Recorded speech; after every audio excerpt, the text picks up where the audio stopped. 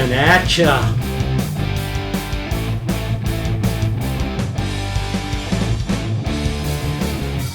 Riffs.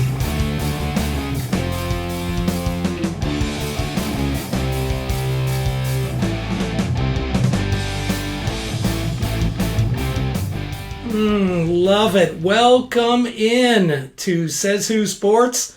Let's talk a better game. Says Who Sports is your fresh air escape from the stench of sports media, stale storylines, and forced narratives where the story is often not a story. And you say, what did I miss? Did I miss something?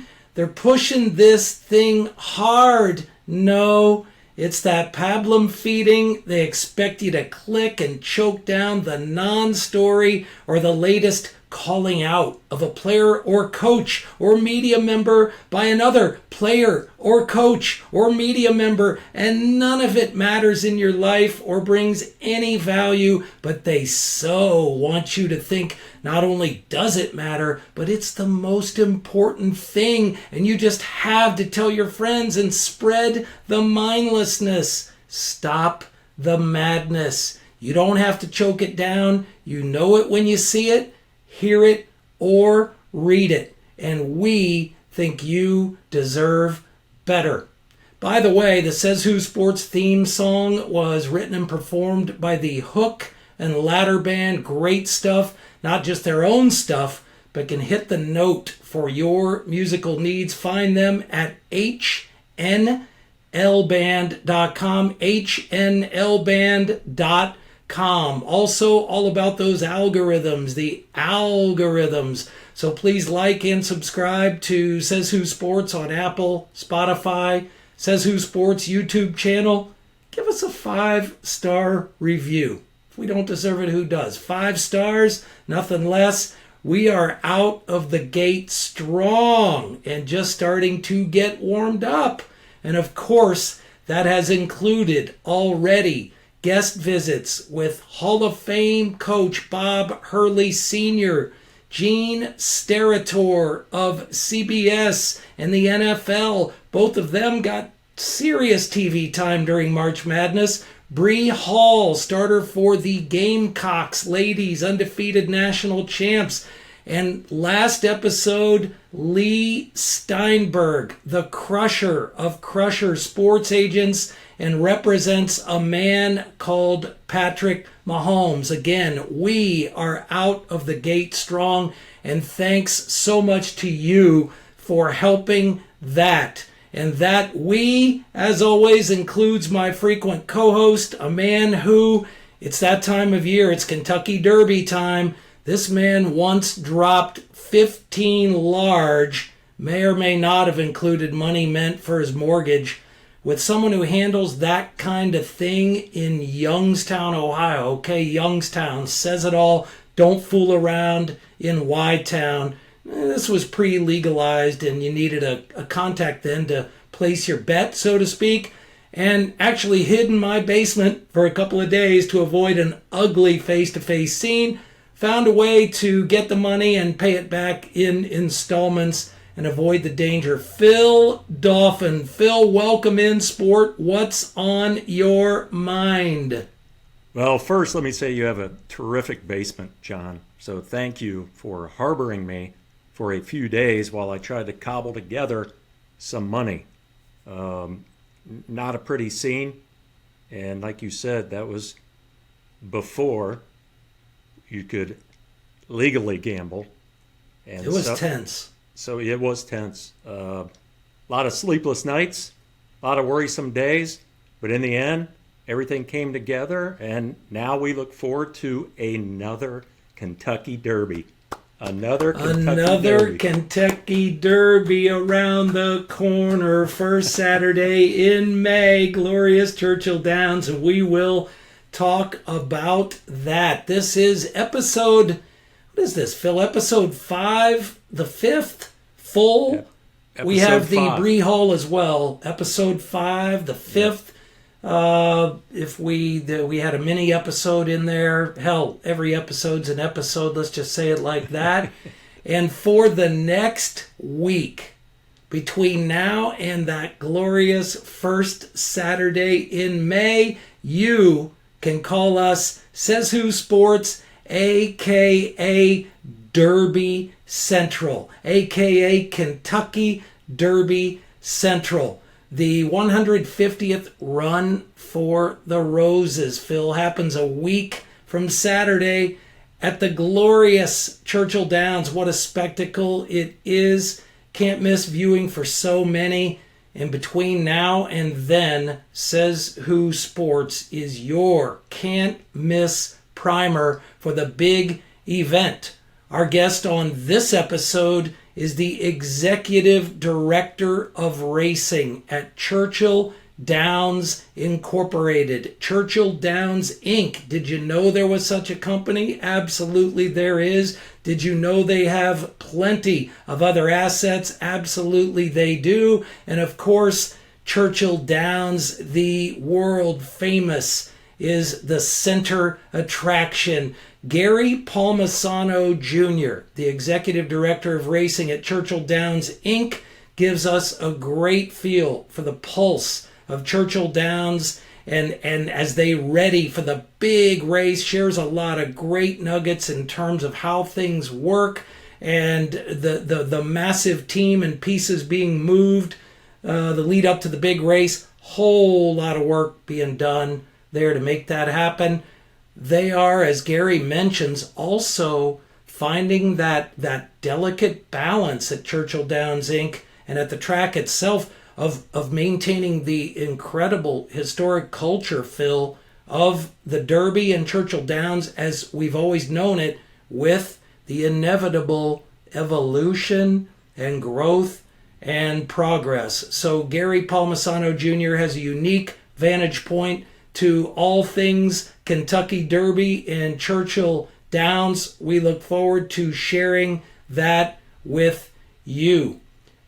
We also welcome next week the television voice of the Kentucky Derby for NBC. The television voice of the Derby for NBC.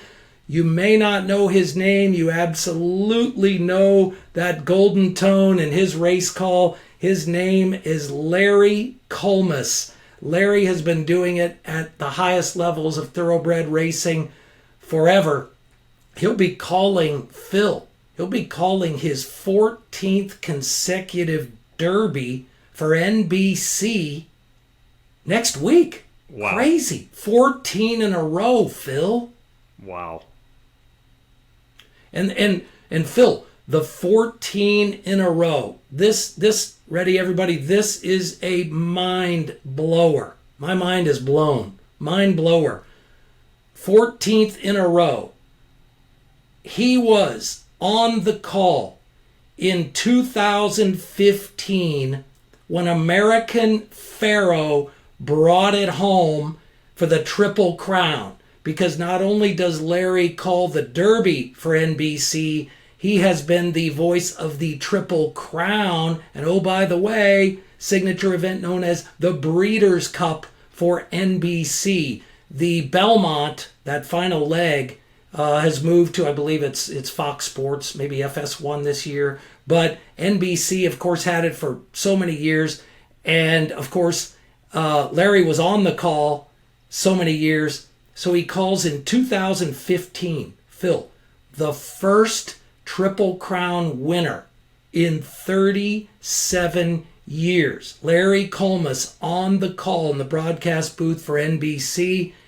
And then, and of course that's American Pharoah. And then 3 years later, big lightning strikes again for Larry Culmus in the broadcast booth as, guess what? Another Triple Crown winner brings it home. Justify in 2018. So, Phil, 14th straight year for Larry calling the Derby, first leg of the Triple Crown. He has called 2 Triple Crown winners, Phil. So many guys on the call for the Derby over decades and decades. never got one. Could have begged for one. And Larry gets two, and he gets the two Triple Crown winners, Phil, within 3 years. Insane. 3 What years. say you? Well, let's talk about the voice. Talk about his voice. Absolutely unbelievable voice.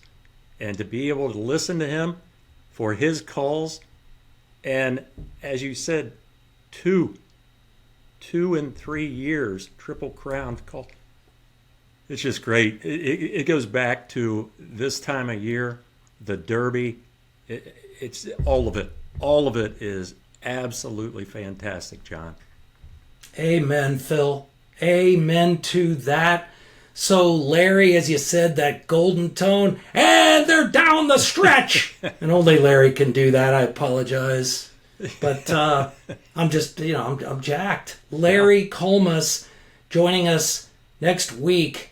And also, we share a visit I had today, actually, with Hall of Fame. We're bringing it home for you, trying to bring you value. And in this case, it is Triple Crown. We think, not certain, but we think. We're trying to do it all for you. It's all about you.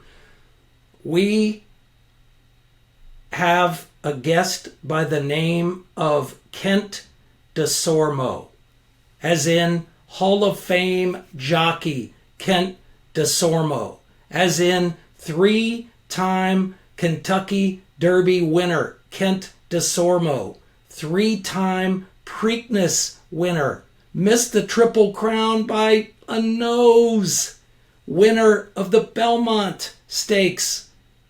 Phil still holds the record, the American record does Kent DeSormo, for most races won by a jockey in 1 year. Let's say 589. We'll be exact, right? Got to get it right here. One of the winningest jockeys in the history of thoroughbred racing at the highest level, and has battled and is battling some serious personal challenges. Has paid a huge price for it in terms of family and career.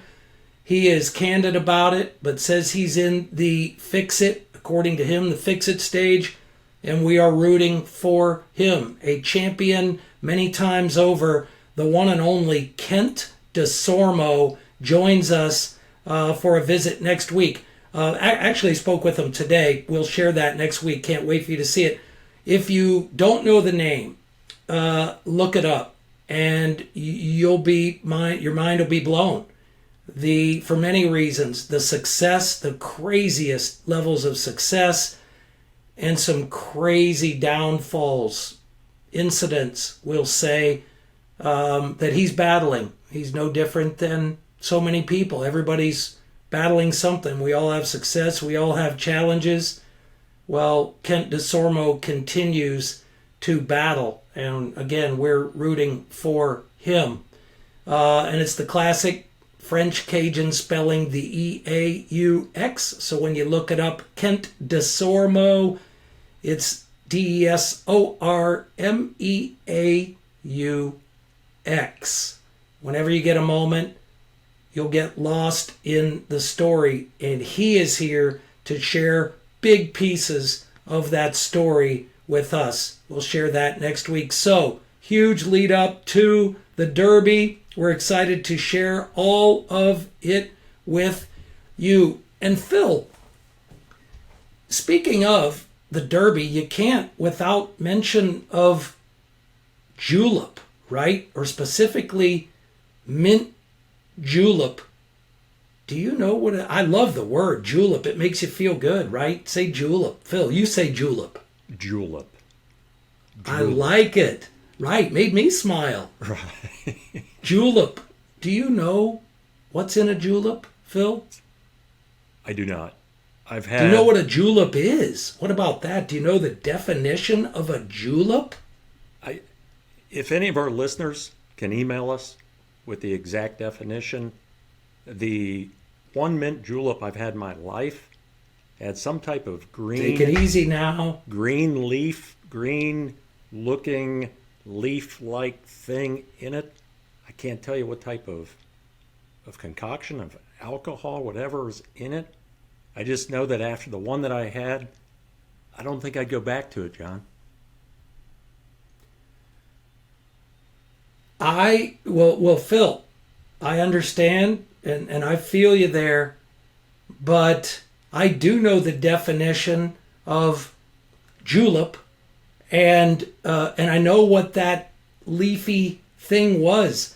First of all, the leafy thing, Phil, was a sprig, right? What a great word! Another great word on the mint julep, a sprig of mint. It was a sprig of mint, or it should have been. I don't know what you had. You sure you didn't have a Bloody Mary? It was just celery stalk? Well, what color was it? It was a long day. I don't know. Questions need to be asked. It may have been a Bloody Mary with celery. But a loose, dictionary version of julep says, let's see, a sweet drink, Phil, variously, right? Here we go. Variously prepared and sometimes medicated. Phil, a sweet drink, variously prepared and sometimes medicated, sugary drink with a sprig. Sugary drink with a sprig. And frankly, if it's mine or people I know, whole lot of bourbon. I don't know about the sprig, sugar, but I believe, especially Louisville, right, Phil, is not Woodford Reserve the go-to on the bourbon? I believe it is. Has Maybe to not be. the only. Has to be. Yeah. Right? Yeah.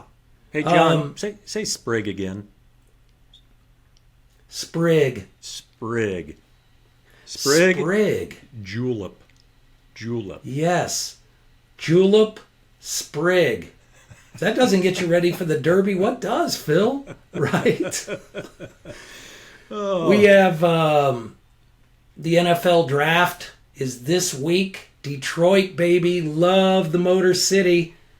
And if you saw our last episode, if you haven't, you must. You must see them all. Seek them as soon as we're finished. Seek them. Seek them and listen, watch.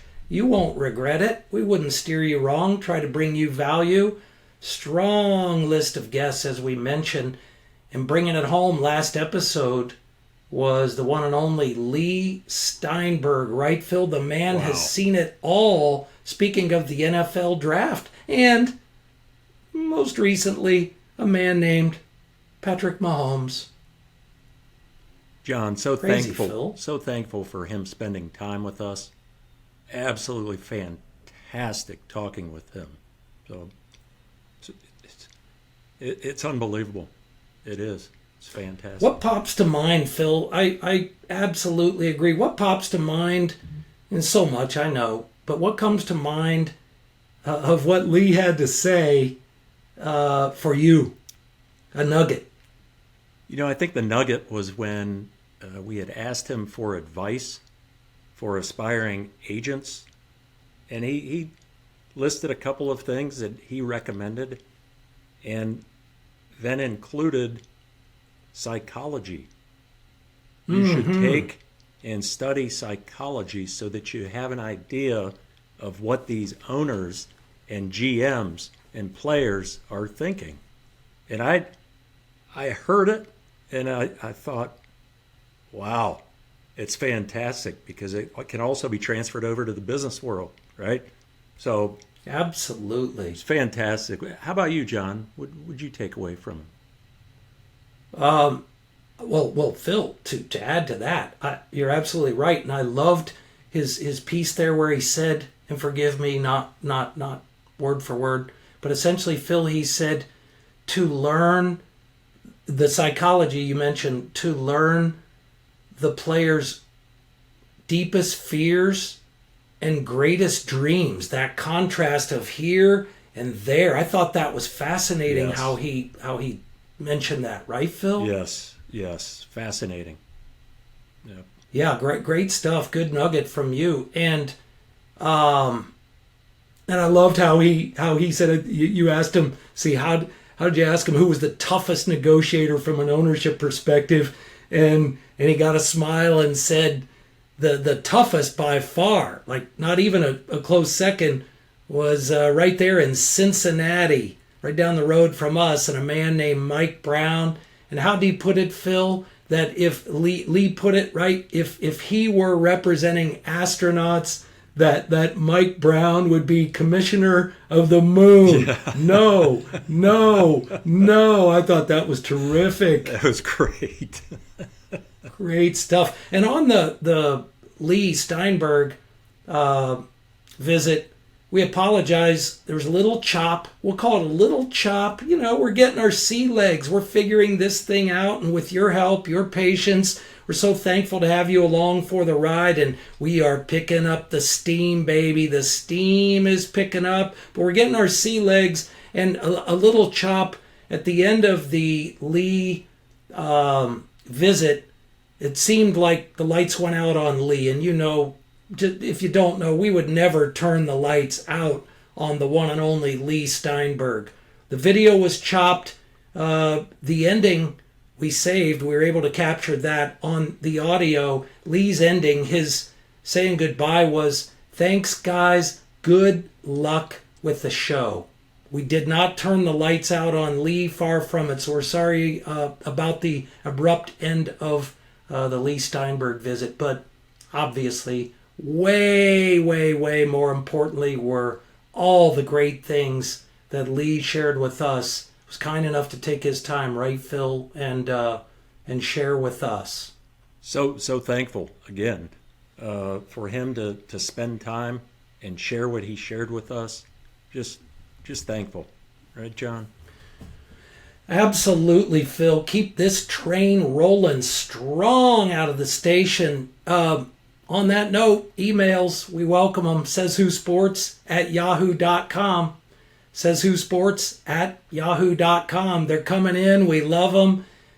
Any thoughts, suggestions? You're pissed off at us. I mean, we would like to think we're beloved, but we understand that indeed that may not be the case, and perhaps you're angry. Something, the way we look, something we say, something we don't say. Phil, what didn't I say? What didn't I say?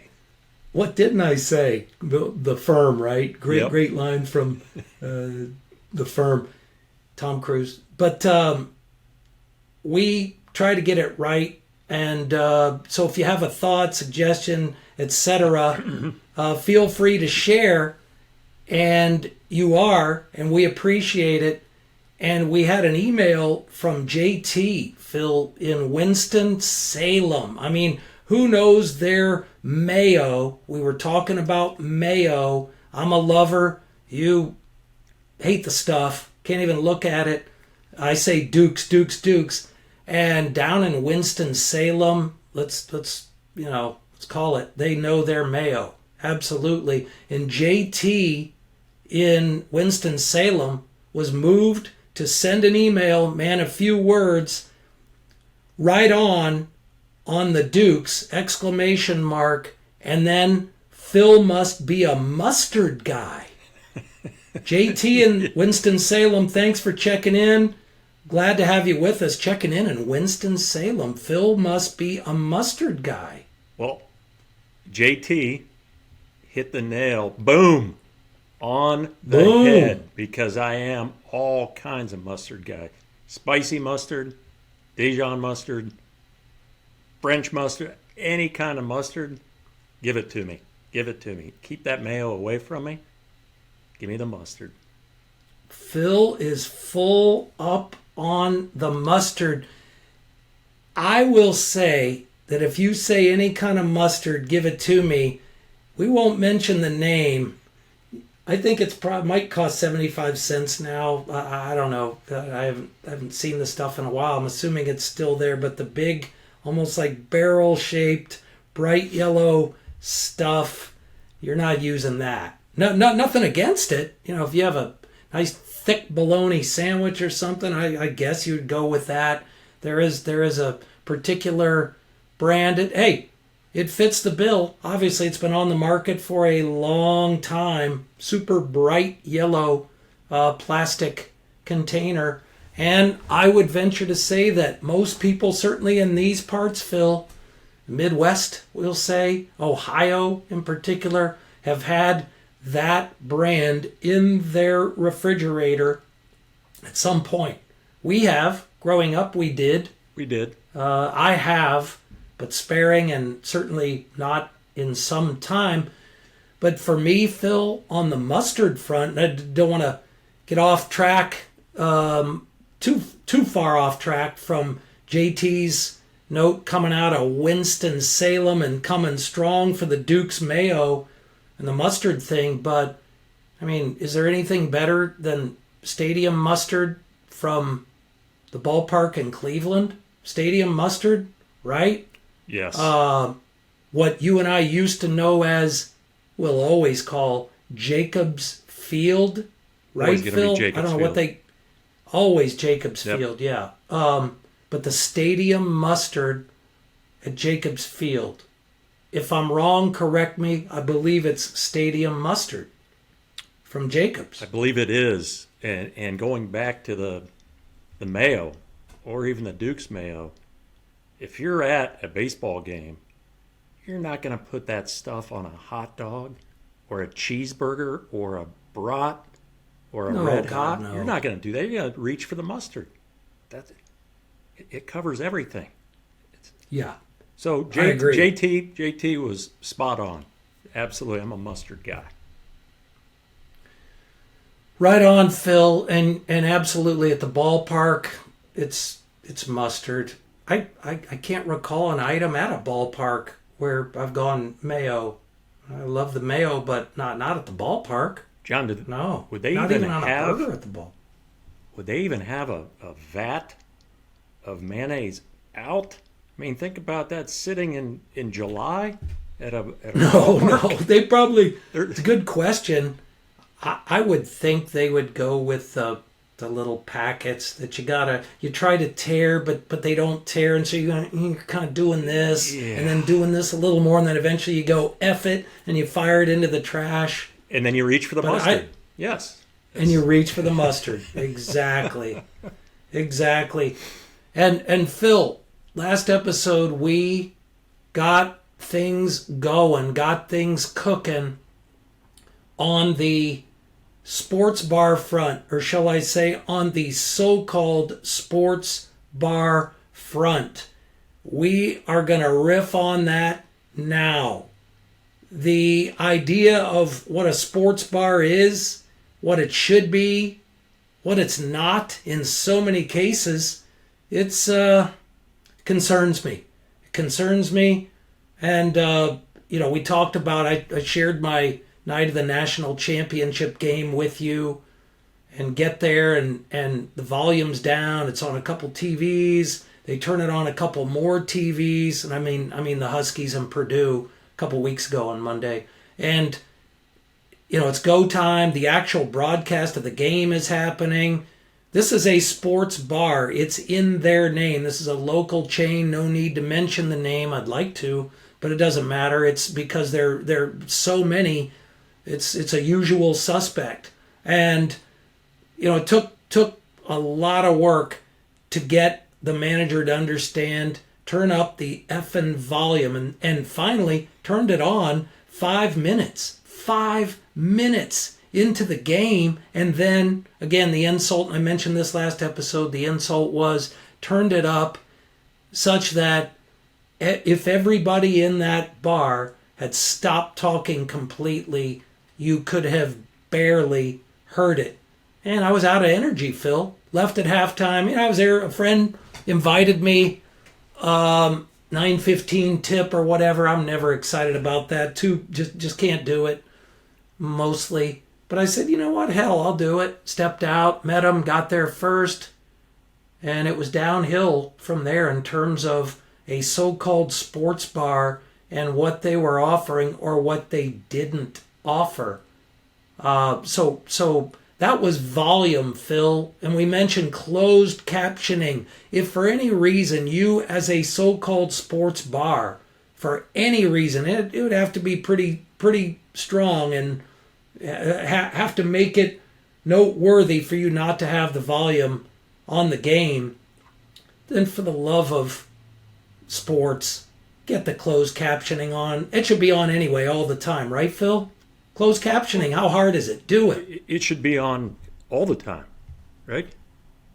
So, speaking of the sports bars, John, we have friends, Lisa and I have friends who every year host a party, speaking of mint juleps, for the Derby, the Kentucky Derby. And these parties are at homes, right? Volume is up. Everybody pays attention for the Derby time, especially the race. You're not going to go to a sports bar. I definitely wouldn't go to one around here, which calls itself a sports bar, to watch the Kentucky Derby. You'd never hear it. You'd never hear the call, the magical voice. You'd never hear it. There would be music playing in the background, or the volume would be turned down. It's not right, John. It's not right. Well, I'm hurting, Phil, because guess what? Pre-COVID, 2018, 19, somewhere in there, pre-COVID, Kim, my wife and I, did get out. And we've done it multiple times. In one place in particular, they are built for the Derby, Phil. They call themselves a sports bar. And on the Derby front, can't get enough of all this Derby stuff for the next week and a half, right? But on the Derby front, they deliver. Everything is the lead up to the Derby. And on Derby Day, they have every TV in that place tuned to Derby coverage, the undercard. Is that what you call it in boxing? I mean, in horse racing as well, the undercard? I think it is.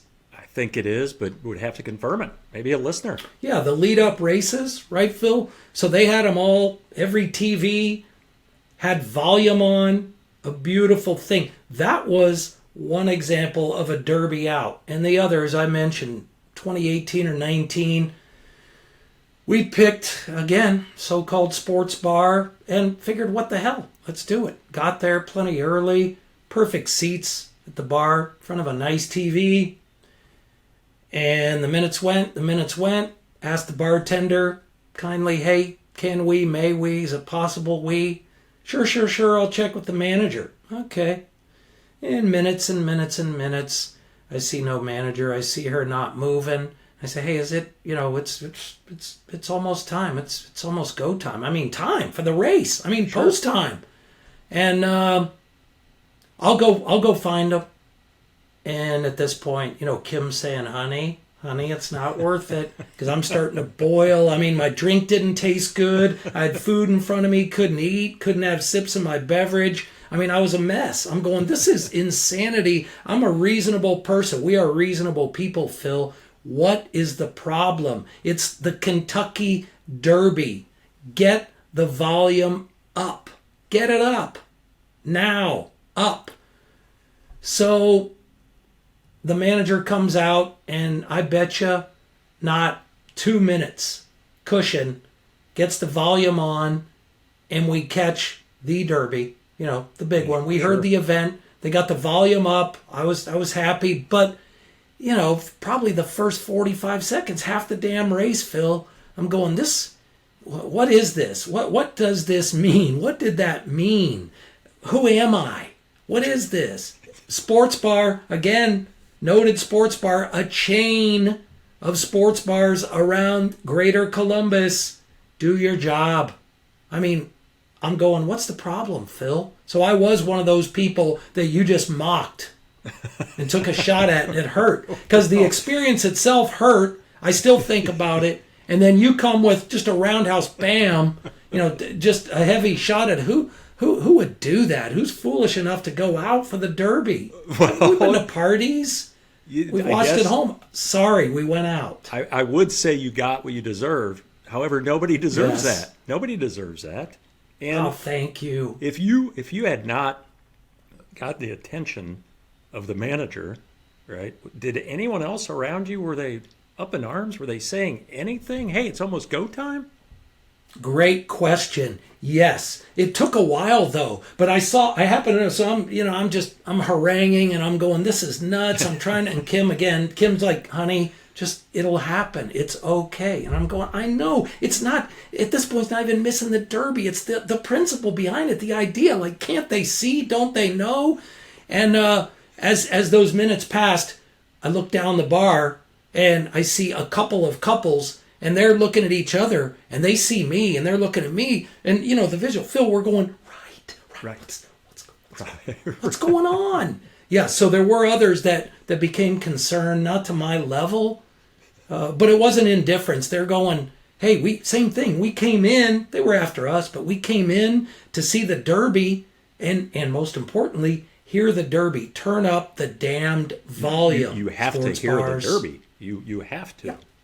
Hey, have to hear it. Great use of the word haranguing, by the way. I love it. Thank you. It should not happen. It should not happen at a sports bar. And it should not happen to anyone. So my apologies. I certainly didn't mean to mock you or any of the friends in the group. Hurts. I'm sure it does, especially coming from me, because I don't mean to do that. So I'm sorry. I know. I'm sorry that your group experienced a little bit of angst, because you shouldn't have it. Kentucky Derby Saturday, you shouldn't have it. I agree, Phil. Thank you for all those words. And you know what?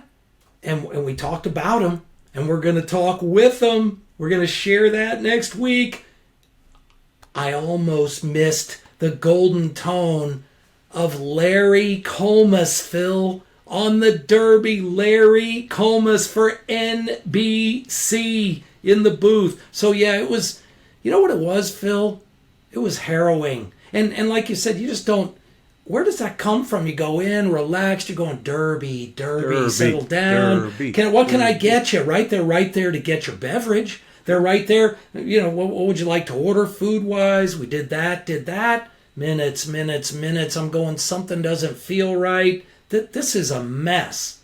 It was a mess, but thanks for your understanding, Phil. I got you. Absolutely. And I'm wondering, and maybe we've talked about it before, do these so-called sports bars, do they have just one individual on staff that day that is devoted entirely to making sure the TVs, the volume, all of it is where it should be? Or do these people, because they're working hard and they're covering a lot of different ground, it just gets overlooked? I don't know. Boy, it's got to be solved. It has to be solved. Amen. That's the best way to put it. It must be solved. This problem must be fixed. And that's going to take a lot of work from a lot of hacks.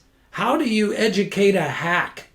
How do you go in and say, hey, your business model is Flunk City, and actually, as a so-called sports bar, if not out of business, I'm surprised that there are people filling more than 3 tables, because that's what you deserve.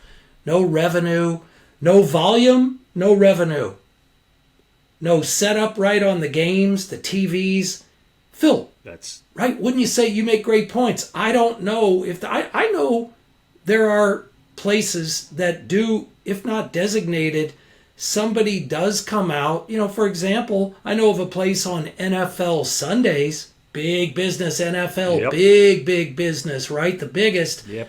And I know of a place that has somebody that actually, when you walk in the place, Phil, on every table, all the way back, sizable place, many TVs, big, small, they got them all, that does have the game for that particular that particular TV, it's on the table. So there's a list of every TV and then which game it'll be tuned to. That's a nice touch. That's important. But they're rare. They're in a select company, and it should be commonplace, for the love of sports, Phil. That's the best way to put it. They're in select company. John, to quote Gordon Gekko in Wall Street, right? These turkeys are totally brain dead.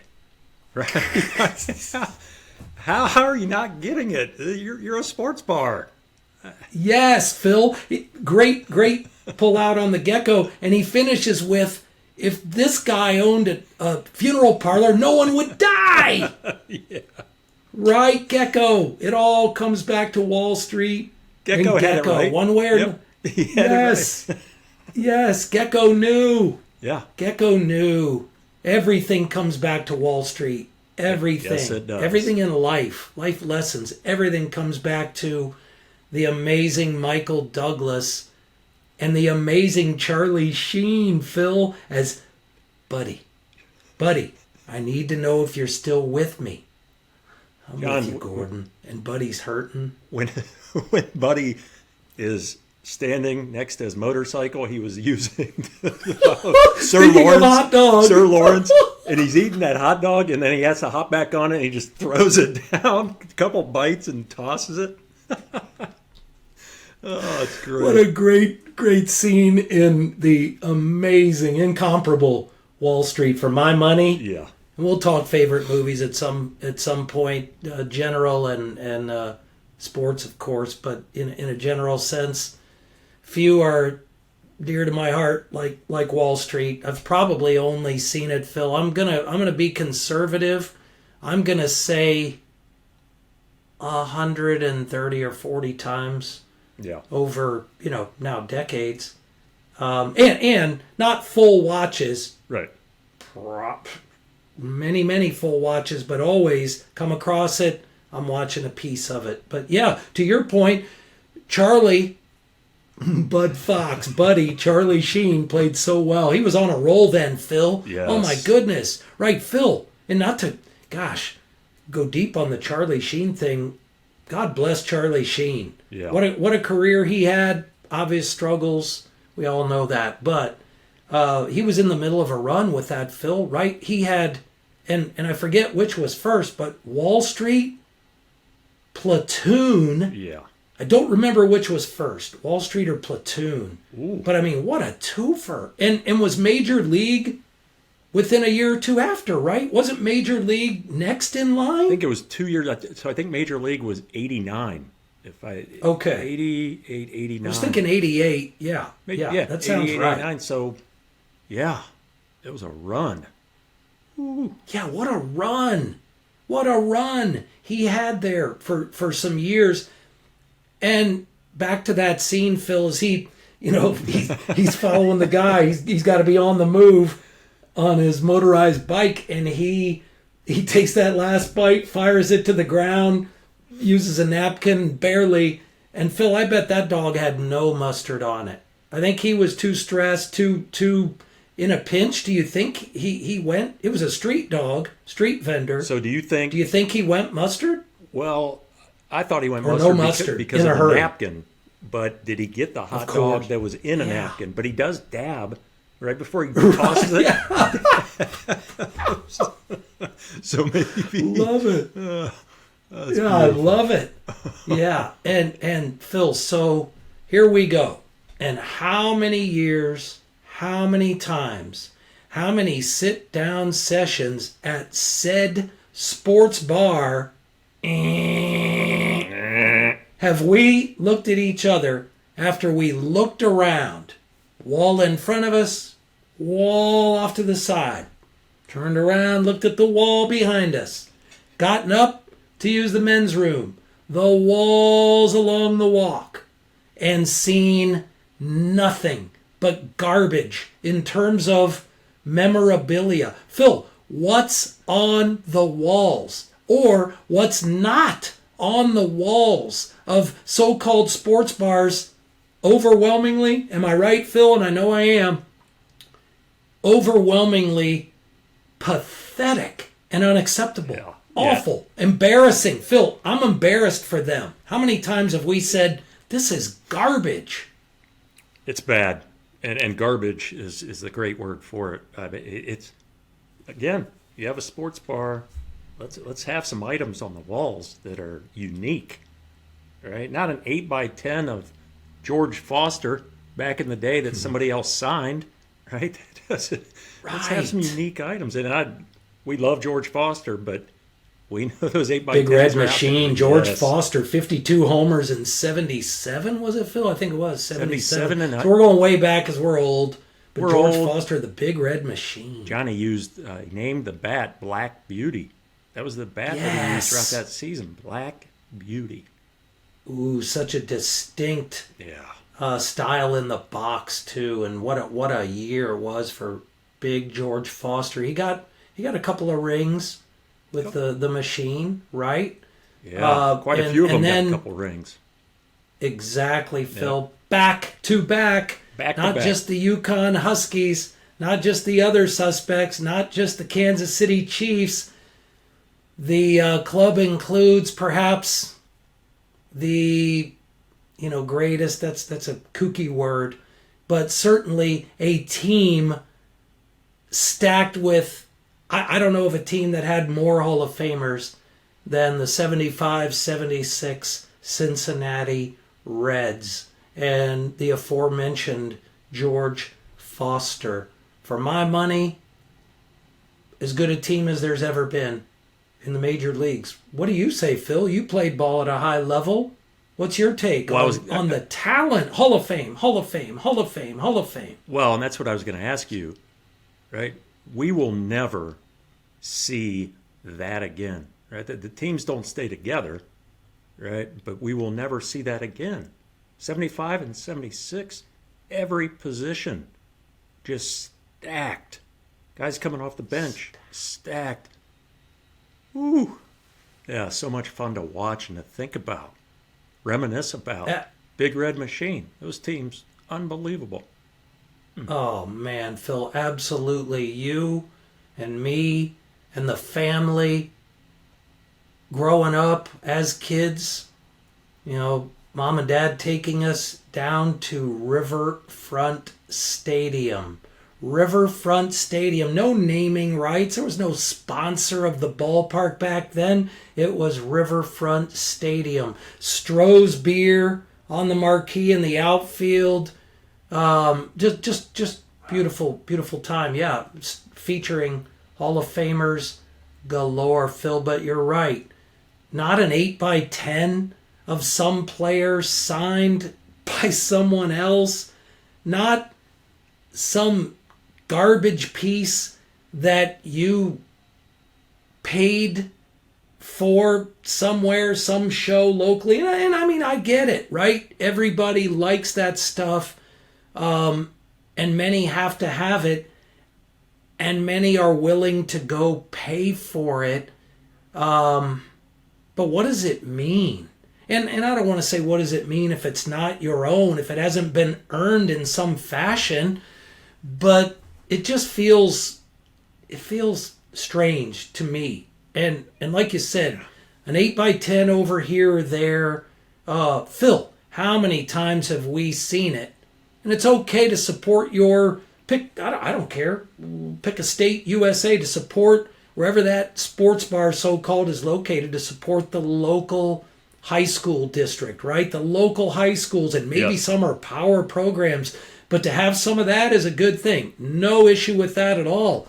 But if that's kind of all you have, and there's 5, 6, 8, 10, you're coming with all of the high school stuff, local high school stuff, and you got nothing. Maybe, Phil, I don't know, here, that's an easy one, right? In Columbus, Ohio, in the veritable shadow of the Horseshoe, where the Buckeyes, the power program in this area, plays.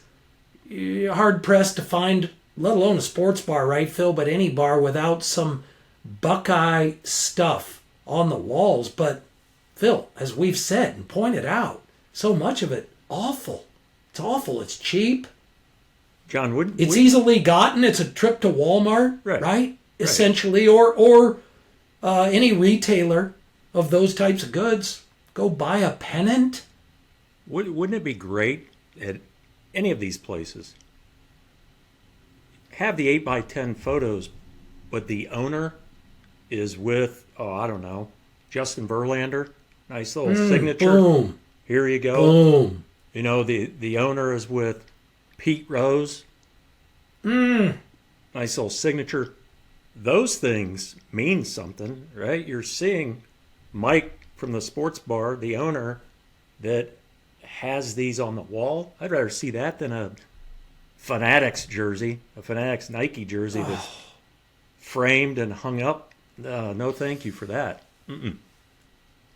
Ooh, you're absolutely right. Great points, Phil. And then especially bringing it home with the crazy version of some kind of jersey representing, it's an off color. It's some crazy color scheme. Like in an Ohio State case, it's scarlet and gray, right? Scarlet and gray, and it's maybe some kind of maroon. Yes. And a deep, you could call it gray, but not really. But those off-brand jerseys of said team, college, pro. John, and they're framed and hung up. It's just it's just not right. Oh boy. Oh, you're. It's so true. It's just again. Don't feel like we're unreasonable people. Quite reasonable. Expectations, I don't know, maybe a little more than minimal. Maybe a little selective in that regard. But as you just pointed out, if you have to go with less on the walls, but that less includes, like you say, there's owner Mike with Pete Rose, and it's signed, Pete signed it to Mike. Or even if he didn't, if Pete didn't sign it. But it's kind of, there's a little more behind it than something purchased at some show. Yeah. Because you decided to spend, I don't know, $1,000, $500. I have no idea what, and obviously going way up depending on the item, the player, all that. But you're right, Phil. In that case, less is more, right? You'll take the authentic, tight, clean, legit, we'll say legit thing versus a whole lot of slop, pennants, even a Marshall Thundering Herd, right? You and I we've long appreciated what we knew as the brand of the Thundering Herd of Marshall. And that just came to mind, Huntington, West Virginia, not so far away, a few hours. But the Thundering Herd of Marshall. And I venture to say you could walk into, again, no need to mention the name, but you could walk into multiple retailers, even there in Huntington, where that's the game, Marshall, and find awful merch, off colors, crazy versions of. What's tough about getting a simple, clean, tight, Thundering Herd shirt? Quality shirt, again, tri-blend all day. Don't skimp on the t-shirt, but a tri-blend Thundering Herd shirt to wear to your sports bar, Phil. Should be out there, as we know, very seldom is. If you're a sports bar owner in Huntington, go the extra mile for your patrons, right? Get in touch with a representative for Chad Pennington or Mr. Boom. Randall Moss and get something unique, right? Leftwich jerseys, something, and have that up. I haven't been to Huntington in a while, so maybe it exists. So if it does, then I apologize. But I just think for a sports bar owner, go the extra mile. Take the time to get the unique items. Don't run to Walmart and pick up an off-colored jersey and frame it. No, people deserve better. Shouldn't have to, right, John? Shouldn't have to tamp down expectations. Should be up here. We know we're going to get this. Raise them. Yep. Raise them. And well said, Phil. I love that. Sports bar owners, you're on notice. Phil says go that extra mile. You pull up a mile short, you have problems from our perspective, and tamp it down. I love that. Tamp. Yes. Phil, tamp. Tamp. Tamp. Julep. Right. Julep. Sprig. And tamp. Sprig. And tamp. Yeah, I love it. Right. Yes.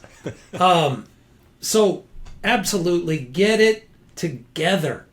For the love of sport, for the love of Says Who Sports, get it together on your memorabilia, sports bars. Do what you know you ought to do. And if you don't know it, what in the hell are you doing?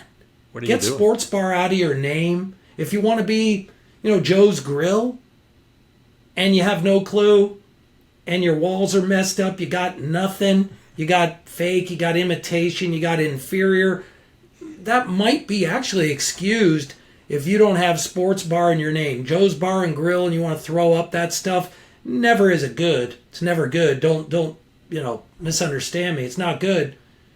But I could at least give a little bit of a breath versus you having, if you're Joe's Sports Bar and Grill, we have problems. We have problems. So, as Phil said, go the extra mile or get out.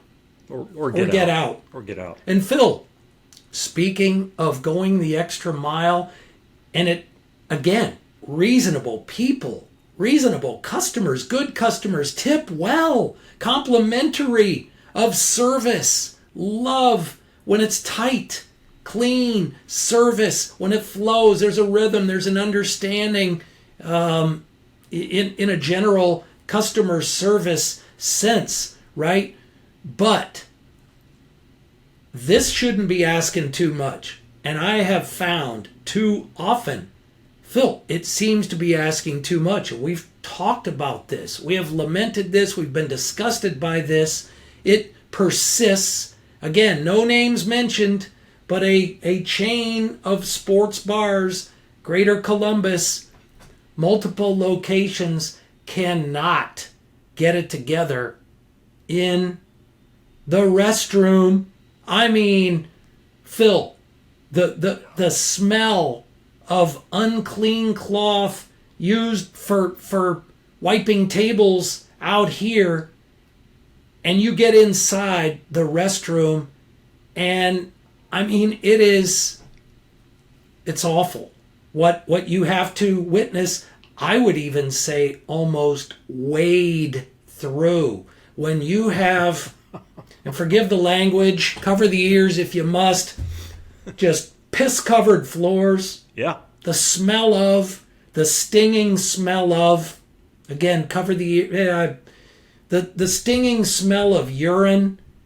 You can tell the corners are dirty. The place hasn't been mopped. It hasn't been cleaned. Paper towels, sopped paper towels that missed the trash can laying here and there. This is not a rare occurrence for this particular chain. Sad to say. Things you notice. How could you... I don't understand the person that could walk in there, Phil. And again, I must be missing something. Maybe my fellow sports bar friends or fellow sports bar patrons just really, they don't give a damn. As long as my wings were okay and I could kind of, sort of, but not really see or hear the game. We're just out to have a couple cold beers and have some laughs.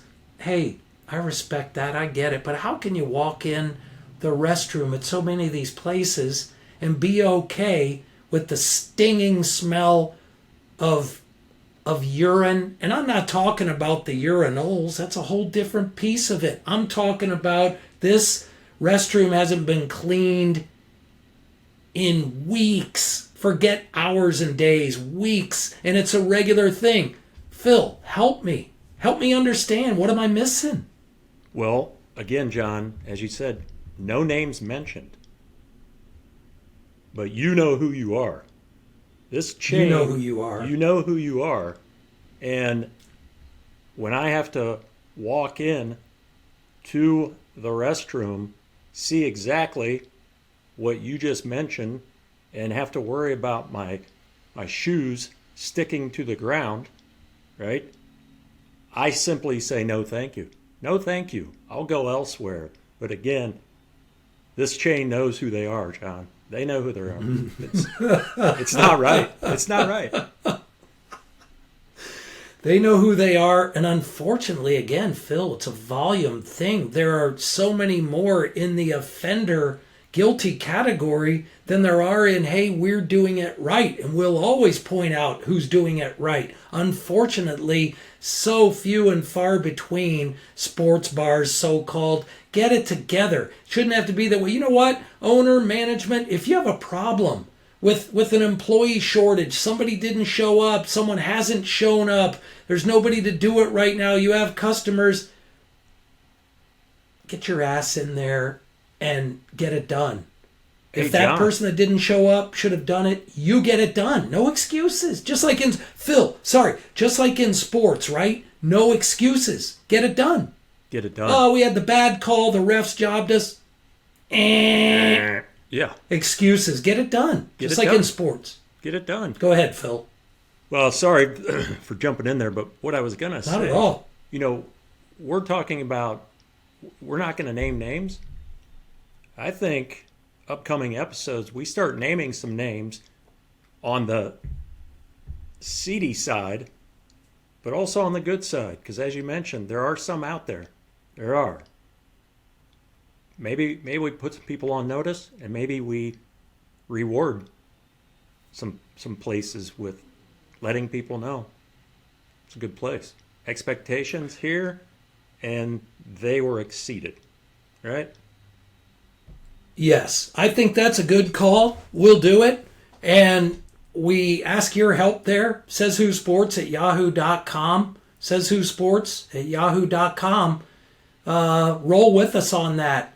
As you're out, and again, we're talking specifically for the most part about sports bar. And again, like Phil said, we know who they are. You know who they are. The chain, if sports bar's not specifically in the name, that purports on all fronts to be that sports bar thing. I mean, be they a chain of many across the United States, in a certain region, in a metropolitan area, 2, 3, 4, 5, 15 locations, that kind of thing. As Phil said, if you see something being done right, let us know. And on the flip side, if it's more misery and sop from the memorabilia, humdrum food, we'll get to that next time. Just the offerings. If you walk into a sports bar that has 25 items on the menu, they don't have anything on the menu. We're going to go with a shrimp cocktail, or you can get the hot dog with mustard that you're talking about, Phil, or we're going to go surf and turf, or we're going to go, the extreme examples, and you're looking at it and you're going, what? How? No, doesn't compute. Sports bar, to me, Phil, means menu-wise, you go, I don't know, 6 to 10 tops, maybe 6 items, and you do them well, and you nail them. Right, Yes, Phil? yes. Or what do you think? No, absolutely. Spot on. 5, 6, 7 items, and you nail them. It's going to be my go-to. It's what we're going to do, right? Love it. Love this place because they do it well. Yes, they do it well. As you said, rewarded with business, repeat business, notice, doing it the right way. So recap that. Get your memorabilia right. Get your restrooms right. Get your TVs right. Get your closed captioning right. Get your damned volume up. No, and Phil, we've talked about this, right? Yeah, up. Yeah. Raise. The whole thing. Get it up. Get it up. Raise it. Do it right. And the memorabilia, the restrooms, the closed captioning, the TVs, the volume, and I would finish this episode with this, Phil, and this sports bar. don't want it to be seen as a rant. This is a real thing, people. We know you know it. We know you've likely endured it. You've put up with it. You probably figured, all right, another humdrum. Or, that was bad. And then you end up, you're back there the next week because of a lack of options, because they're all guilty. It doesn't have to be this way. Just like we say about the slop in sports media, enough. You say who. It doesn't have to be this way. You don't deserve it. We don't deserve it. It's got to change. Like Phil said, there's a problem. It's got to be handled. But Phil, those that are working have to understand what the day's fare may offer sports-wise. What's on TV? Do you have to know everything and every bit about every team or player in said game? No. Should you reasonably have an idea of, I know that game's on today. Now I know, especially in baseball season, hell, Phil, there could be, or college football with all the televised product, there could be 20 games on at once or more. I get it. Sure. We're not talking about extremes. But aren't we talking about, Phil, kind of know your product? What are you offering? What's on your TVs? Do you even know? Do you care? Shouldn't you know if somebody says, hey, could I get and then you get that blank look from behind the bar and they're going, yeah. And you repeat it and they're going, you know what channel? Yeah. I do know. I will share with you in the effort to get the damn game on. You should know. Yeah. Should you have to ask, Phil, or am I unreasonable? No. How about in places we know we've been to, when asking if you can turn a certain game on, the point of contact that knows the remote is nowhere to be found. Remote. So there's another one. You know what? Yeah, I got to find Jim. He knows how to work the remote. Hang on real quick. Jim's out. Who knows what he's doing? Jim's out. Jim's out. I love it. It's 20, 25 minutes before somebody knows how to work the remote. So, again, just simple things, right? So true. Great call on the remote. That's a whole riff. That's a whole episode. Yeah. The remote, for the love of sports. Again, how hard does it have to be? Jim's out and he usually cleans the restroom and handles the remote. So we don't know what to tell you. Clean it up. We're going to be watching. We're going to be talking. We're not finished with this by a long stretch. Yeah. So, Phil, let's bring it home. Let's bring it back to the beginning. We have, between now and the glorious first Saturday of May, next weekend, the hallowed ground of Churchill Downs, the 150th running of the Kentucky Derby. And as mentioned, we are your de facto, I'm just going to say it again, Derby Central. I mean, where are you going to find better stuff than this to bring you your lead-up Derby fix? We have Kent DeSormo, Hall of Fame jockey, wild success, Derby winner 3 times, all the above. We'll talk about that. I talked with him. We'll share that with you early in the week. We have Larry Colmus, the golden voice of the Kentucky Derby on NBC, calling his 14th straight next Saturday. And we have for you to share, to bring this episode home, a tremendous visit. Think you'll love it. So many nuggets of wisdom and insight here in the workings of Churchill Downs Incorporated and the crown jewel that is Churchill Downs in the lead up to the Derby. His vantage point, what they're strategizing about, what they're dealing with, all of the caretaking for you that goes into the hallowed Kentucky Derby. We've got it all here. So, Phil, we will bring it home with Gary Palmisano, the Executive Director of Racing at the Churchill Downs Inc. Enjoy it. We know you will. And until next episode,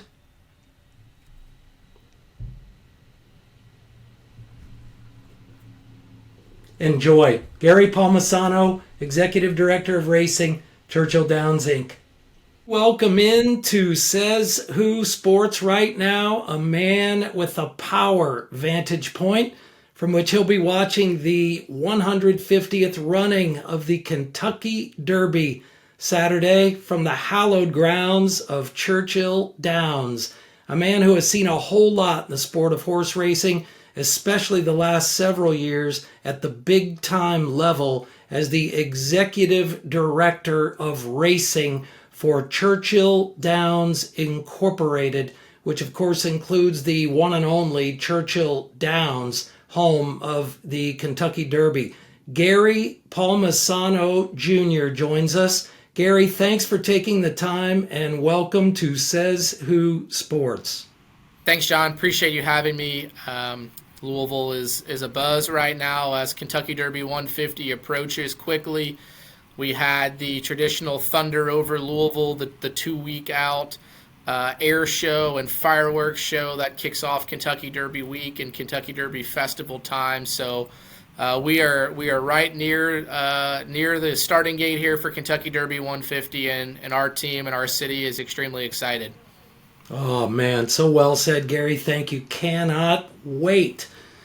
Gary, will you describe for those of us that don't know the entity that is Churchill Downs Inc. You know, some people may not even realize that there is such a company. They may think Churchill Downs, obviously the famed brand, is just the track itself, may not know that there is a CDI, or that CDI not only owns that crown jewel asset, but also other assets. Will you share that with us, please? Yeah, so Churchill Downs Incorporated is a publicly traded company on the stock exchange. Big company that's extremely well diversified across different businesses, different business categories. As you mentioned, we own Churchill Downs Racetrack, which is the flagship property in Louisville. We have 8 other racetracks, including Turfway Park and Ellis Park and the Fairgrounds, Colonial Downs. We've got a couple of harness racetracks.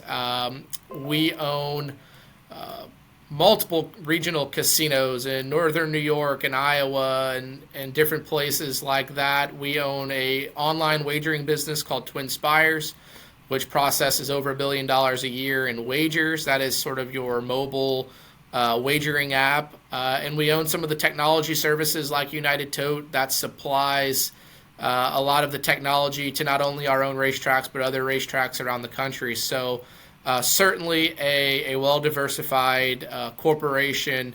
Obviously, Churchill Downs Racetrack sort of got everything started, and having an asset like the Kentucky Derby allows us to be able to branch out and reinvest in other operations, and that's kind of what our management team's done over the last number of years. Well said. Thanks, Gary. Will you describe for us your role as the Executive Director of Racing at Churchill Downs Inc., what your duties are, what a general, and I know no 2 days are the same for you, but what a general day-to-day looks like for you, your responsibilities in that role? Yeah, so definitely a fair assessment that no 2 days are alike. From my perspective, I sort of liaison between our racetrack properties around the country and our corporate leadership. Each individual racetrack has its own director of racing, and those folks are boots on the ground. They're handling the day in and day out a racing operation. What I'm there to do is be a support if something needs to be elevated to the corporate level, or also working in tandem with our teams here, whether it be government relations or development to pursue new racing operations, or government relations if there's something going on within a certain jurisdiction, and then liaising back to the different horsemen's organizations within each state and the elected officials within each state. So I really would say that my role is a catalyst, I guess, between the boots on the ground folks at each individual racetrack and our corporate leadership, and making sure that information is going uphill back to corporate and flowing downhill from corporate to our racetrack. So that's sort of what my duties are, or my job is. And as far as duties go, I'm a horse player. I take a lot of pride in what our product looks like, when our races are, how our stake schedules line up, and how we can synergize across different tracks, and what staffing opportunities do we have to where, a track might race in the winter. Let's move those folks to the track in the summer so we can keep sort of operations the same. Things of that nature, basically looking at our racing enterprise across all of our tracks, trying to find synergies and trying to basically lend support to the folks on the ground at each property. Well said. Thank you so much for sharing. You grew up in New Orleans. I lived there a couple of years way back when. You are the son of a racehorse trainer, a man who made tremendous impact, especially including you in your formative years, so to speak. You spent so much time on what they call the backside of the track. Will you share with us, Gary, your version of what the backside is and what happens there? I appreciate you saying that. So the backside of the racetrack would be sort of the stable area where the trainers and the horses and the workers all ply their trade. And it is truly the backbone of any racing operation. Here at Churchill Downs Racetrack in Louisville, we've got about 1,800 horses on the backside, probably 60 or 70 different trainers, over 1,000 individuals working, and it is its own community of people. They move around, they go from track to track. Our folks that are here at Churchill Downs all year will end up at our sister track in New Orleans or Turfway, so we see a lot of the same faces and same people. And growing up on the backside, I had the opportunity to sort of see that way of life and that side of the business, which I think helped shape me in the way I look at things and the care that I have for horses and the appreciation that I have for the people that work extremely close to the horses. And as I've sort of switched gears to the corporate side or the front side of the track, as we would call it, it's always important to me to remember that the show doesn't go on without those folks and their commitment to the industry and their commitment to the horses. So again, having that background and understanding as my father, he lived that life, and I saw him leave the house at 4 a.m. 365 days a year. I saw him have to travel and have to move around because there aren't places where there's true year-round racing out of your own backyard, all that many locations. So a great admiration for what the backside represents and what those individuals do and how much they mean to our business. Thanks. That's powerful stuff, Gary.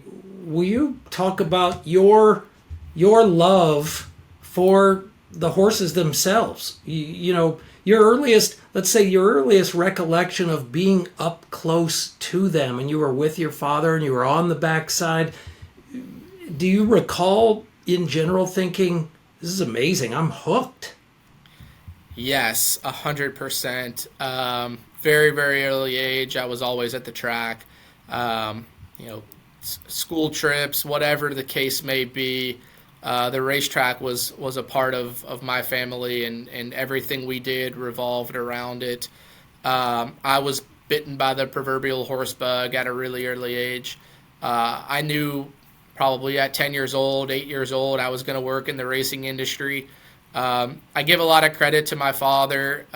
He didn't really let me interact all that much with the horses per se, as far as it was important to him for me to get an education and me to not get sucked into kind of that backside trainer lifestyle. He always told me, I know you love horses. It's clear and obvious it's in your blood. It's clear and obvious this is what you want to do. But there's other pathways within the industry where you can have a more stable life, where you can have a family. You don't have to uproot. You don't have to move around. You don't have to do it the way I did it. And he really pushed me to go out and visit with owners and visit with politicians. And I was very fortunate. I grew up at the fairgrounds at a time where the Krantz family owned the racetrack, and that was my father's number one client. So I got to see a lot of the behind-the-scenes stuff at a very early age, and I got really interested in what the racing secretary does and why the stewards are there and how they adjudicated races and whatnot. So I always found myself not necessarily a barn rat, so to speak, as some folks do, but more just trying to understand how this whole thing ticks. And I give my father so much credit for pushing me that direction and opening my eyes to the fact that this is a big operation and there's different ways to make a living doing it. And I think that's a big part of why I've made it to where I am today. Thanks so much. That's great stuff.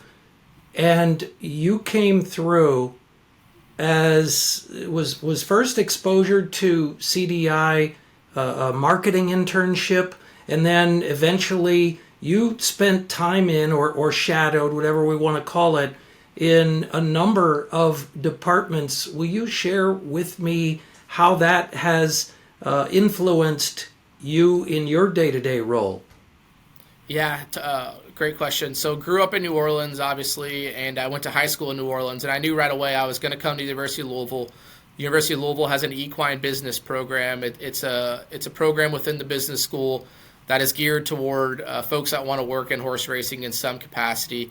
So while I was here as a sophomore in college, I interned at Churchill, stayed there as an intern all through school, and then immediately out of college, the track sent me back home to Fairgrounds, which I had no objections to, and I did an 18-month rotation program at Fairgrounds where I spent between 2 and 3 months in every department or division of the track, and it was great to do it at Fairgrounds because they had a casino, they have an OTB network, and you could just see more of the full breadth of the operation rather than just, say, going to just a racetrack. So spending 18 months in New Orleans was invaluable for me to understand food and beverage and human resources and how the OTB works and see a little bit of the slots facility and the video poker operations that are at the 13 or 14 different locations in New Orleans. And then after I did that 18-month program, I bounced right back up to Louisville. The racetrack called me back to do a couple of different roles prior to where I am today. So I'm going on year 16 or 17 with the company. I've done things like simulcast coordinator, VIP services rep, operations at the track. So a number of different things that have sort of led me to the job that I have today. But it all got started with that rotation program where I could see the industry or see the operation from all perspectives. Well said. Thanks so much. Great stuff. When did you attend your first Kentucky Derby, Gary? Which horse and rider won that day? What memory sticks with you most from that first Derby? We have a very close friend from Louisiana named Dallas Stewart, who is a racehorse trainer here in Louisville. I'm an only child. I don't think my mother would have let me come that far away without having Dallas in the city. She knew that if I needed something or if I was stuck on the highway, we could always call Dallas. And so I had to be 9 or 10, and Dallas invited myself and my family up. He had a horse named Dollar Bill competing in the Kentucky Derby that year. And I was awarded or afforded the opportunity to do the walkover. And as a young boy who loves horse racing, to be able to experience the walkover for the Kentucky Derby was an all-time high. And at that point in time, I was totally hooked. Enjoyed every minute of it. An incredible experience. I think even today, one of the most moving things about the Derby is the walkover and the folks that get to experience it. Where 150,000 people, you're the center of attention, and there's so much energy and anticipation and excitement that it's just buzzing around the racetrack. So when I did that, I was totally hooked. And then my first Derby working was Street Sense, and that was a first for me. I was a young intern. I think I was in charge of the infield that year, and so I didn't see a whole lot of races, but it was a great experience, and I've been to every one since. Wow, phenomenal. For you, what's the day of the Derby like? Obviously, like you said, so much lead up. You've had things going on. You'll have things going on from now till the big day, we'll say. The day of the Derby, are you I mean, are you sleeping at the track the night before? Are you there before sunrise? And then what? How does that work for you on day of? Yeah, so really all week, in the week leading up, we have a number of either A, charity events that we all attend, or B, a number of tours and folks that want to see the facility that are in town that may be influential legislators or VIP customers or owners that have horses in the Derby.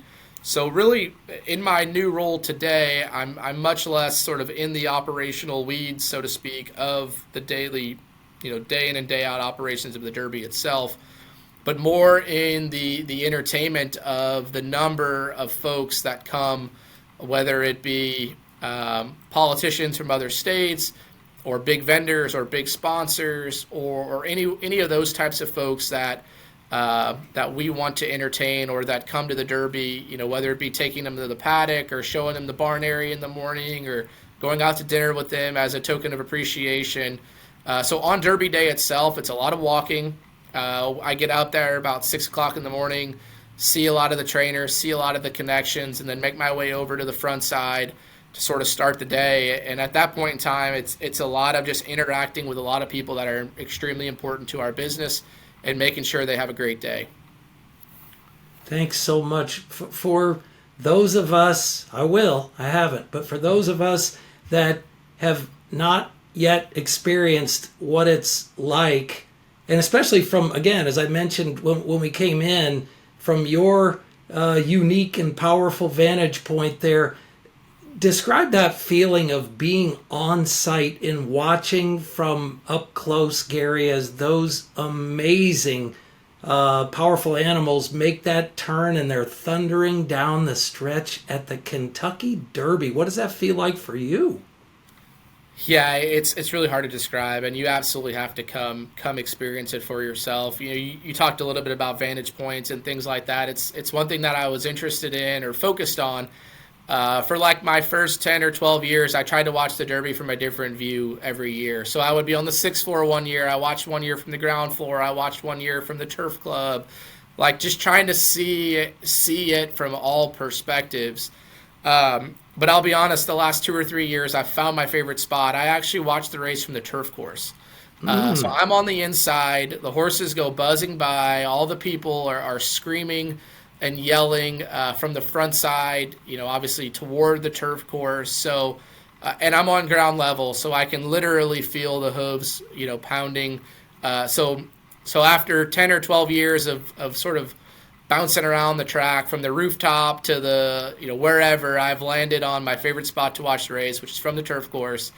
And it's incredible. It's a rush. It's adrenaline, it's excitement, it's nerves, it's all of the above, and it just it's electric. How do you, and thanks for sharing, how do you, meaning the CDI, the unit that is CDI, how does CDI balance evolution of the event and growth with tradition? So much tradition of the Derby. How do you maintain that balance? How does that work? I think it's one of the things that our company really tries hard at. We've invested over $500 million in the last 8 or 10 years just within the facility alone. We know that the Kentucky Derby is a top 5 sporting event in the United States, maybe in the world.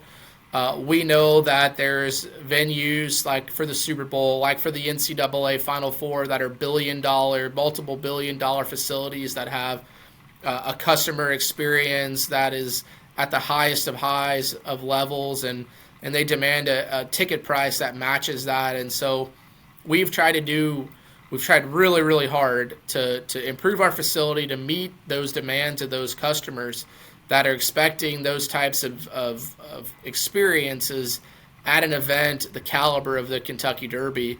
But to your point, it is very hard to maintain the tradition, and a lot of the newly designed areas of our facility, you'll see old photos or horse racing memorabilia or the most recent one that we just completed right now is the paddock project. So we spent $200 million renovating the paddock of Churchill Downs. And what we found before we, as we started demolition, was that one of the original brick walls had been covered up at some point in time. And so uncovering things like that and then sort of reworking the design in order to make sure that things like that are included and featured are all things that we try really hard and we focus on and we think a lot about as we go through these projects in order to bring the facility to life and to the level of expectation that the customers demand, but also to maintain the fact that this place is 150 years old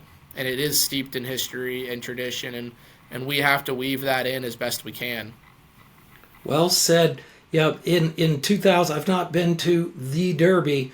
2019, my wife Kim and I were in Louisville. We were on the grounds. I was jacked out of my mind. I just, as you said, the history and the feeling. And this was a Saturday morning tour. And unfortunately for us, still a phenomenal setup. To your point, the paddock was beginning the renovation, if you will. So we didn't experience that, but just the feeling of that crown jewel venue was gave me chills. And this may sound elementary to you, but again, for our education, Gary, how do horses qualify for the Derby?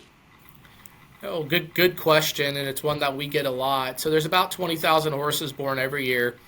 A thoroughbred only gets one shot at the Kentucky Derby. It has to happen on the first Saturday in May of your 3-year-old season, unless COVID comes around and we have a September Derby. But we're thinking that was a one-off. But 20,000 horses born every year. Your 3-year-old year, that's your chance to compete. In order to get there, Churchill Downs has identified a series of qualifying races and created the Road to the Kentucky Derby, where we've outlined races around the country in all different geographic areas of the country that are of the highest quality, the highest level, the highest competition. And we award points for the finishing results of each one of those races. And over the course of 6 months or so, horses will compete and they'll rank on the leaderboard for the Kentucky Derby. And as it gets closer and closer, the top 20 horses make the race. The Kentucky Derby has 20 starters. The Kentucky Oaks has 14, the Oaks being the filly version of the race. And in the same manner as the Derby, the Road to the Kentucky Oaks is the same pathway to the Derby. But yeah, those horses earn their way in by competing in races around the country and actually around the world at the highest level in order to make the race. Fascinating. In your role as executive director of racing at Churchill Downs, if not initiated by you, you have been immersed, am I correct, in furthering education for people that have potential interest in ownership. Am I correct? And how does that work? How do you help them understand or trust the process of potential ownership, Gary? Yeah, so one of the things that Churchill Downs created that I worked hard on was called the Churchill Downs Racing Club. Created that back in 2016 as a way to just get new owners into the sport. We felt like there's obviously a lot of folks in the country that have the income level or the extra income to own a racehorse, but they don't understand how to get started. They feel like they could easily be taken advantage of. They don't know the game. They don't know the ropes. So the Racing Club was established to give 200 people a year a behind-the-scenes look at what it means to own a racehorse. And through that program, we know that we're going on probably our 8th or 9th iteration of that now. Each group had over 200 participants in it. And we know that we've created at least 100 new owners that have gone on to either join other groups or partner together in their own horse. And that was solely designed to just give people that had an interest in owning a horse an understanding of how it works, a little bit of trust that Churchill Downs is supporting it, an avenue and a resource like myself or like Churchill Downs that can be there to answer questions for them or help them understand tough situations or decisions that they may have to make as an ownership group or individual. And that's probably my proudest success here at Churchill Downs was cultivating those owners, showing them a great experience, and them going on to do it themselves and have some success at it as well. Terrific. Thanks for sharing. And again, Gary Palmisano Jr., the Executive Director of Racing at Churchill Downs Incorporated, has been talking with us, educating us, and so appreciative of your time during a hectic time for you and all of your team. Lastly, I would ask you, Gary, as you look at the sport, you've been around it for decades, grew up with it, your position now at CDI, as you look out across the landscape, what are the challenges, if you will? What's out there that you look at and say, these potential obstacles are there, we all know it, and we're working to get through that, if you will? Yeah, I think for my perspective, as a company that owns multiple racetracks, is the full crop and the horses being bred each and every year has sort of steadily declined. We need breeders, we need owners, we need trainers, we need jockeys, we need people that want to work in the industry. Just the sheer workforce and the sort of niche market that is the equine industry. When you talk about veterinarians, for example, it's so much easier for someone coming out of vet school to do the sort of 9 to 5 small animal clinic or something like that, whereas horses are 24/7. They're every day. They're racing. They're training. So for me, it's the people that are associated with the industry, whether they be breeders, owners, trainers, jockeys, vets. And just making sure that if they come into the sport, they have a good experience, so they stick around for as long as possible, and then trying to find new ones to replace the ones that we have today. I work really hard volunteering at the University of Louisville with their equine program, and we have some work that we do with different vet programs and things of that nature. So for me, I'd say one of the challenges is just the people and how labor intensive this industry is. And ensuring that the folks that we have today are here for as long as possible, and that we have some bench strength coming behind them to not only work in the industry, but also to enjoy it. Bench strength, great way to sum it up. Gary, again, thank you so much for taking the time. Can't wait for the day. And thank you from all of us. We tune in and everything looks perfect, and the fashion mavens and the scenes, everything's popping, and it's this wonderland from a visual perspective, and so much work goes in from all of you, your team, and as you mentioned early, to bring it back to the history of Churchill Downs in particular, the decades and decades prior, and the passing of the torch, if you will, as you and your team will in coming years. So thank you for that. We look forward to it. I know it's a busy time for you, and all the best. Thanks again for joining us at Says Who Sports. No, I really appreciate it, John. It's been a pleasure talking to you. I hope you have a great Kentucky Derby 150. I hope you pick the winner, and you need to come see us next year. Will do. Thanks again, Gary. Have a great one. Happy to do it. Talk with you soon. Thanks.